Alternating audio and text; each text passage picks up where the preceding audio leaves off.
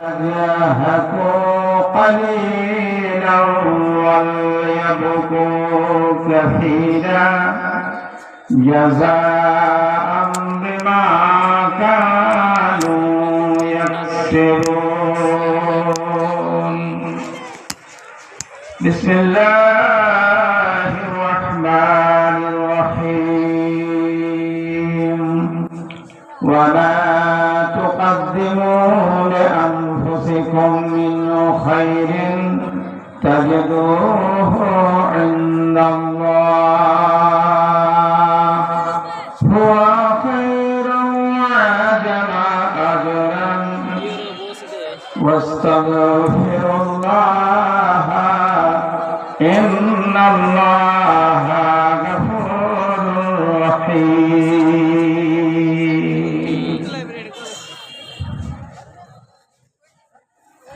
একদিন তোমায় মরতে হবে,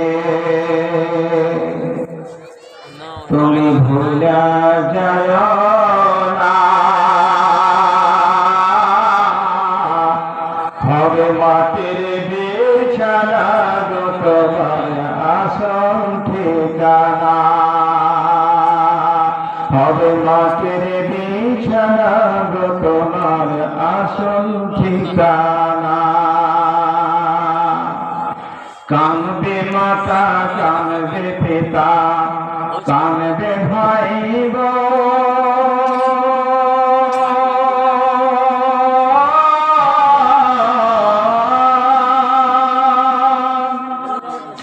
পাশে এসে কানবে কত আত্মীয় স্বজন, খোদার কাছে করবে দোয়া মমিন মমিনা।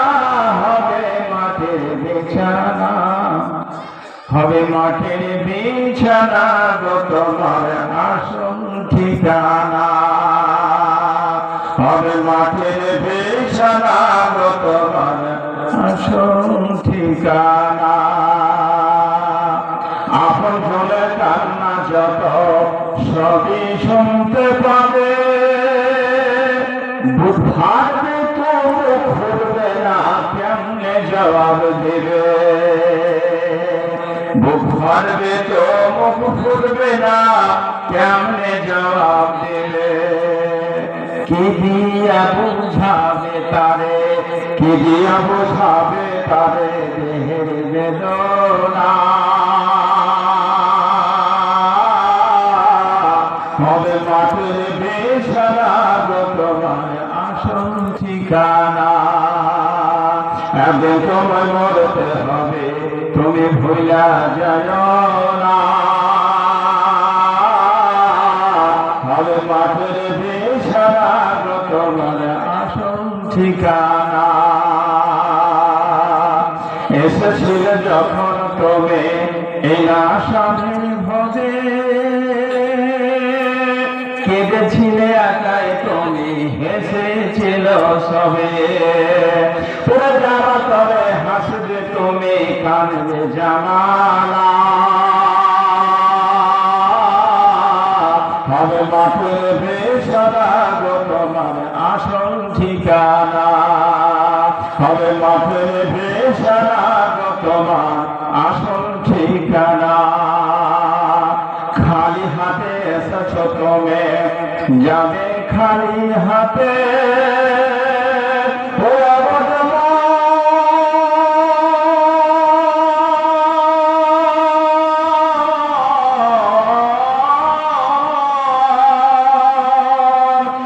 খালি হাতে এসেছ তুমি, যাবে খালি হাতে।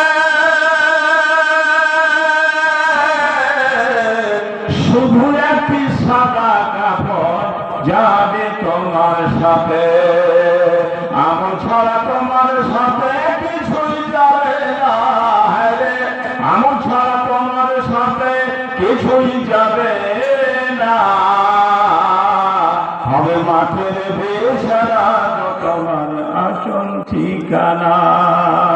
একদিন তোমায় মরতে হবে, একদিন তোমায় মরতে হবে, তুমি ভুলা যায় না। হবে মাঠের বিছানা আসল ঠিকানা। আজকের জলসার শ্রদ্ধেয় সভাপতি সাহেব, স্টেজের সম্মানিত উলামায়ে কিরাম, সামনে বসে থাকা দিনদার ইমানদার আল্লাহওয়ালা শ্রোতা মণ্ডলী, পর্দার আড়ালের অবলা সরলা মায়ের জাত, মস্তরা বেটিরা ও বোনেরা, সর্বপ্রথমে আল্লাহ পাকের প্রশংসা তারে যে আল্লাহ পাক আমাদেরকে কোরআন ও হাদিস শ্রবণ করার জন্য এই মজলিসে একত্রিত হয়ে বসে কোরআন ও হাদিস শোনার সুযোগ বানিয়ে দিয়েছেন। সকলে বলুন আলহামদুলিল্লাহ। অধিপর আখের নবী তাজদারে মাদানী জনাব মুহাম্মদ রাসূলুল্লাহ সাল্লাল্লাহু আলাইহি ওয়াসাল্লামের প্রতি কোটি কোটি দরুদ ও সালাম আল্লাহুম্মা সাল্লি আলাইহি আল্লাহুম্মা বারিক আলাইহি। আজকে একটা নতুন বিষয় নিয়ে আলোচনা করব। বিষয়টা হবে হাসি আর কান্না। খুব ইন্টারেস্ট লাগবে ইনশাআল্লাহ। কোরআন হাদিস দিয়ে কথা বলবো। যেটা আমার আজকে টপিক হবে সেটা হবে হাসি আর কান্না। মানে শরিয়ত বলে কোরআন মাজিদে এবং হাদিসে কখন কখন হাসা যায় আছে আর কখন কখন কান্না করা যায় আছে। এবার কান্না কয় রকম আর হাসি কয় রকম এটা জানতে হবে। জি, তো মানুষ যে হাসে তো হাসির মধ্যে ভেজাল আছে। হাসির মধ্যে ভেজাল মানে মানুষের হাসি হলো 8 রকমের। মানুষ যে হাসে এই হাসিটা হচ্ছে 8 রকম। আর মানুষ যে কান্না করে কান্দে এই কান্নাটা হচ্ছে 10 রকমের। এই 10 রকমের কান্নার মধ্যে কোনটা কান্না শরীয়তে যায় আর কোনটাতে না যায় এটা জানতে হবে। ভাইরা আল্লাহ পাকের কোরআন, যে কোরআন মালিকের মধ্যে কিঞ্চিত পরিমাণে সন্দেহ ভুল ত্রুটি কিছু খুঁজে পেয়েছে না পাচ্ছে না কিয়ামত পর্যন্ত পাবে। ওই কোরআন মাজিদে আয়াত আপনাদের সম্মুখে প্রদর্শন করেছি, তেলাওয়াত করেছি, পাঠ করেছি। আল্লাহ পাক বলছেন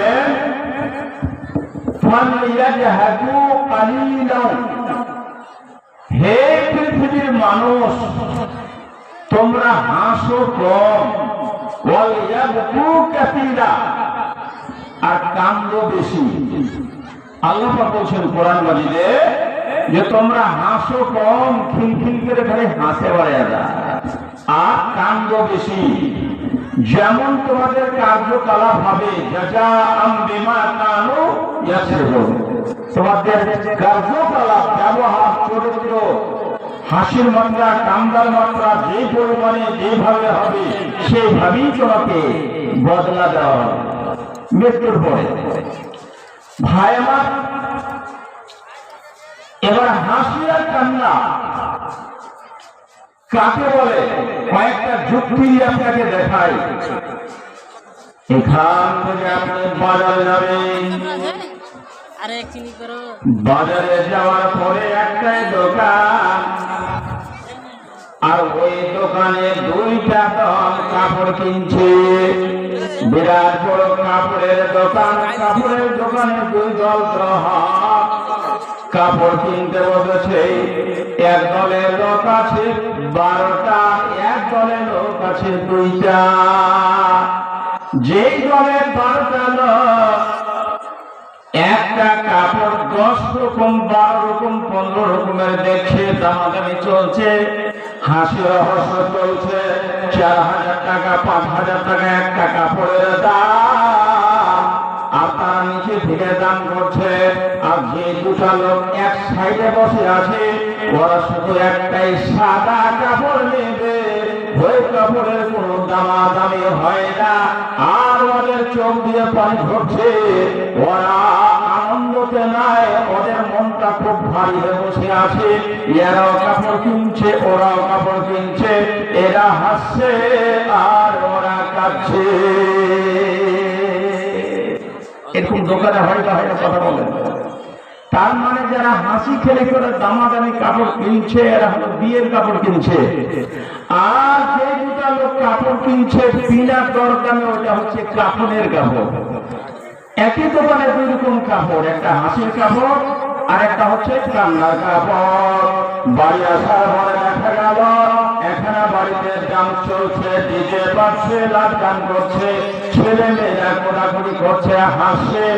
আর পাশে একটা বাড়িতে মা কাঁদছে, মেয়ে কাঁদছে, বেটিরা কাঁদছে, ভাইরা কাঁদছে, তাহলে এক জায়গায় কাঁদছে আর এক জায়গায় হাসছে। যে বাড়িটাতে কাঁদছে ওই বাড়িতে মাইয়াত হয়েছে, মারা গেছে, আর যে বাড়িটাতে হাসছে ওই বাড়িতে বিয়ের আনন্দ আছে। মানুষকে আল্লাহ হাসাইতেও পারে আর কান্দাইতেও পারে। হাসি আর কান্না হচ্ছেন আল্লাহ পাকের হাতে, যেভাবে ইচ্ছা সেভাবে আল্লাহ চালাইতে পারে। এবার হাসিটা কয় রকম?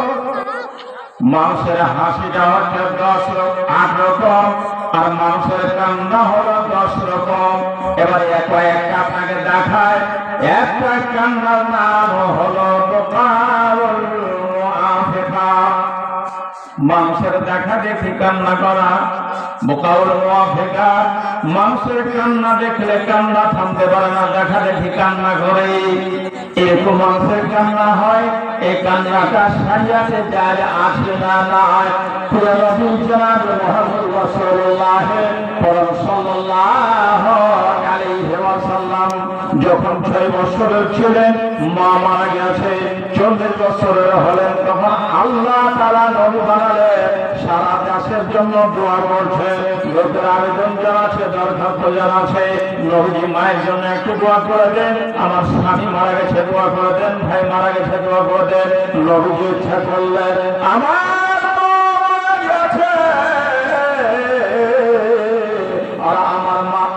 মাটিতে শুয়ে আছে, আমি একজন নবী, আমি সারা বিশ্বের নেতা, আমার মায়ের জন্য একটু দোয়া করবো। মহান আল্লাহকে বললেন, আল্লাহ আমাকে আদেশ দেন, আমাকে অনুমতি দেন, আল্লাহ আমাকে অর্ডার দেন, আমার মায়ের কবরে গিয়ে একটু মায়ের জন্য দোয়া করবো, ইস্তেগফার করবো। জানি না মা কবরের ভিতরে কি অবস্থায় আছে, কষ্টের মধ্যে আছে, আনন্দে আছে না দুঃখের মধ্যে আছে। মহান আল্লাহ ওহী দ্বারা জানিয়ে দিলেন, হে নবী মুহাম্মদ সাল্লাল্লাহু আলাইহি ওয়াসাল্লাম, তোমার মায়ের জন্য দোয়া করা যাবে না। আশ্চর্য ব্যাপার, রাসূলকে আল্লাহ পাক মানা করে দিলেন যে তোমার মায়ের জন্য কবরে গিয়ে দোয়া করবে না। হাদিস বুখারী শরীফ। রাসূলুল্লাহ সাল্লাল্লাহু আলাইহি ওয়াসাল্লাম বলেন, ইস্তাজামতু রাব্বি আন আস্তাগফির লাহা ফালাম ইউযাল্লি। আমি ইচ্ছা করলাম, আল্লাহর কাছে অনুমতি চাইলাম, আল্লাহ অনুমতি দাও, আমার মায়ের জন্য একটু দোয়া করবো, ইস্তেগফার করবো, মাফের জন্য তোমার কাছে মিনতি করবো। মহান আল্লাহ অনুমতি দিলেন না। শাস্ত্রে বললেন, আল্লাহ মায়ের জন্য দোয়া করা যাবে না, ঠিক মায়ের কবরটা জিয়ারত করা যাবে কিনা? মহান আল্লাহ বললেন, হ্যাঁ যাও, মায়ের কবরটা জিয়ারত করো। মায়ের কবর জিয়ারত করতে গেলেন, সাথে সাথে কয়েকজন 8 জন 10 জন সাহাবী ছিলেন। নবীজি মায়ের কবরের পাশে দাঁড় হয়েছে, হাত উঠিয়ে মুনাজাত করতে পারে না, রব্বি রহমহুমা কামা রাব্বায়ানি সাগীরা বলতে পারে না, আল্লাহ নাউযুবিকা মিন আযাবিল কবর বলতে পারে না। আল্লাহ মানা করে দিয়েছে, আল্লাহ নিষেধ করে দিয়েছে। নবী শুধু দাঁড়িয়ে আছেন, মার কবরের দিকে চেয়ে দেখছে, চোখের পানি থামে না। মার কষ্ট আছে, মা কি বিপদে আছে কবরের মধ্যে। নবীর চোখ দিয়ে অঝরনে পানি ঝরছে। সাহাবায়ে কিরাম যত চতুর্দিকে দাঁড়িয়েছিলেন, সমস্ত সাহাবা ওরে নবীর চোখের পানি দেখে আর তারা সহ্য করতে পারল না। এদিকে নবী কাঁদছেন, এদিকে সাহাবারা কাঁদছেন। এই কান্নাটার নাম হলো বুকাউল মুআফিকা। দেখা দেখি কান্না করে। কোন মানুষ যদি বিপদে পড়ে আর তার বাড়িতে যদি কান্না করে, ওরে আমার ভাইরা, তাহলে অংশ নিতে হবে। যদি তার দেখা দেখি কান্না করা যায়, এই কান্নাটা শরিয়াতে জায়েজ আছে। তাহলে এই এক শ্রেণীর কান্না হলো বুকাউল মুআফিকা। আরো রাসূল কেঁদেছেন। রাসূলুল্লাহ সাল্লাল্লাহু আলাইহি ওয়াসাল্লামের দুইজন মেয়ের বিয়ে হয়েছিল একজন স্বামীর সাথে। সেটাকে ছিলেন হযরত ওসমান গনি রাদিয়াল্লাহু তাআলা আনহু। হযরত ওসমান গনি, গনি শব্দের মানে হচ্ছে ধনী। সারা মদিনায় যতগুলো ধনী ছিল সব থেকে বড় ধনী ছিলেন হযরত ওসমান। যেহেতু একটা লাকাব দেওয়া হলো, একটা ডিপ্লোমা দেওয়া হলো, ডিগ্রি দেওয়া হলো, এই গানি শব্দটা গানি আসল নাম নয়, নাম হচ্ছে ওসমান বিন আফফান। ওরে আমার ভাইয়েরা, রাসূলের দুটা বেটি বিয়ে ওসমান গানির সঙ্গে একই সঙ্গে নয়। একটা মারা গেল, আবার মরে যাওয়ার পরে দ্বিতীয় মেয়ের বিয়ে দিলেন। তার মধ্যে একজন ছিলেন উম্মে কুলসুম। হযরত ওসমানের দরজাতে থাকলেন, কারণ বশত অসুখ হয়ে মারা গেলেন উম্মে কুলসুম। আল্লাহ রাসূল সাল্লাল্লাহু আলাইহি ওয়াসাল্লাম বাড়িতে ছিলেন। গোসল দেওয়া হলো, কাফন দেওয়া হলো, কবরস্থানে গেলেন। আর কবরস্থানে যাওয়ার পরে রাসূলুল্লাহ সাল্লাল্লাহু আলাইহি ওয়াসাল্লাম বসে আছেন। সাহাবী বলছেন, ফারাইতো, আমি দেখলাম আয়নানে তাদমাআন, রাসূলের দুই চোখ দিয়ে পানি ঝরছে। তাহলে কান্না যদি বের হয়, এই কান্নাটা শরিয়তে জায়েজ আছে। তবে কোন বেলা কান্না করে না যায়, এক শ্রেণী বললাম। দ্বিতীয় শ্রেণী হচ্ছে বুকাউল মুনাফিকা। বুকাউল মুনাফিকা মানে অন্তরে কোনো দুঃখ নাই, মানুষকে ধোঁকাবাজি করে কান্দে, ঠকিয়া খাবে জন্য কান্দে, ঠগাইবার লেগে কান্দে। হযরত ইউসুফ আলাইহিস সালাতু ওয়াস সালামকে ভাইরা নিয়ে চলে গেল বনে, বাপকে ফাঁসি দিয়ে, আর তাকে ফেলে দিয়েছে কূপের মধ্যে।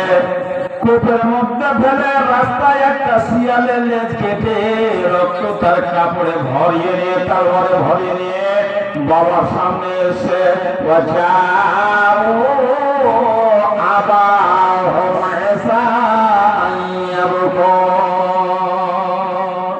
রাতের সময় আসছে, আচ্ছা সত্যি ভাই কাঁদছে, এরে বেঈমানের দল রে, ওকে নিজে ফেলেছে কুমাতে, আর 10 ভাই এসে বাপের সামনে কাঁদছে। এই কান্নাটা একটা মুনাফিকের কান্না। এসব ছাপা যা। ইসুফকে আমরা রেখে গেছিলাম, কাপড় চোপড় জুতা চপ্পল ছিল যে তুমি দেখো আমরা একটু খেলাধুলা করি, একটু আগে বেরিয়েছি, জঙ্গলের বাগে খেয়ে নিয়েছে। বেমান না বেমান নাই, কথা বুঝছেন? আপনার কাঁদছে, এই কান্নাটা হারাম না, তা এ কান্না করা যাবে না। জি, এটা হচ্ছে বুকাউল মুনাফিকা। মুনাফিকের কাম বলে যায়, এটা চলবে না। নম্বর 3 বুকাউল মুস্তাহাদা। আরবের মধ্যে যা খানদান বংশ থাকতো না, বেটাবেটি থাকতো না, মেলের বাঁধালো, মার আওলাদ নাই, ধন সম্পত্তি আছে, মারা গেলে কান্তি হবে, কান্দার লোক নাই, তখন তাকে খেজুর দিয়ে, টাকা দেওয়া, পয়সা দেওয়া, ভাড়া করে কান্দাই। তো এই কান্না করা হচ্ছে হারাম। আর একটা কান্না হচ্ছে বুকাউল হক। মানুষের গম চিন্তা হলে কান্না করতে হবে, কান্না করা শরিয়তে জায়েজ। আর একটা কান্নার নাম হচ্ছে বুকাউল আলাম। আপনার পেটে ব্যথা বেদনা আছে, হাত কেটে গেছে, পা কেটে গেছে, ফোড়া হয়ে গেছে, খুব দরদ করছে, সময় কাঁদছে, এটা কিন্তু টেম্পোরারি, পার্মানেন্ট কান্না নয়। যদি একটা ইনজেকশন মেরে ট্যাবলেট দিয়ে আপনার ব্যথা ভালো হয়ে যায়, তাই তখনই আপনার কান্নাটা বন্ধ হয়ে যাবে। এই কান্নাটার নাম হচ্ছে বুকাউল আলাম। কষ্টের জন্য কান্না করা, এটাও শরিয়তে জায়েজ আছে। আর একটা বোকা ওরা কেউ কাল মানুষের দিল নরম যখন হয়ে যাবে, নরম দিনের মানুষ কথা বলতে বলতে কাঁদতে লাগবে, এটাও কান্নার জায়গা আছে। আর বোকা ওর মহাব্বত, একটা মহাব্বতে মানুষ কান্দে। বেটাকে পাঠাচ্ছে দিল্লি, পাঞ্জাব, হারিয়ানা হজ করতে, স্কুল কলেজ মাদ্রাসা, বাপ কাঁদছে, কোনো দুঃখ নাই, কোনো তাকলিফ নাই, কিন্তু বেটাকে পাঠিয়েছে আর কাঁদছে। কান্না করার শরীয়তে জায়েজ আছে, এটা বোকা ওর মহাব্বত, এগুলোর কান্না আছে। তারপরে সব থেকে যেটা ভালো কান্না আছে, কান্নার দাম আল্লাহর কাছে আছে। ওই কান্নাটার নাম আছে আল বুকা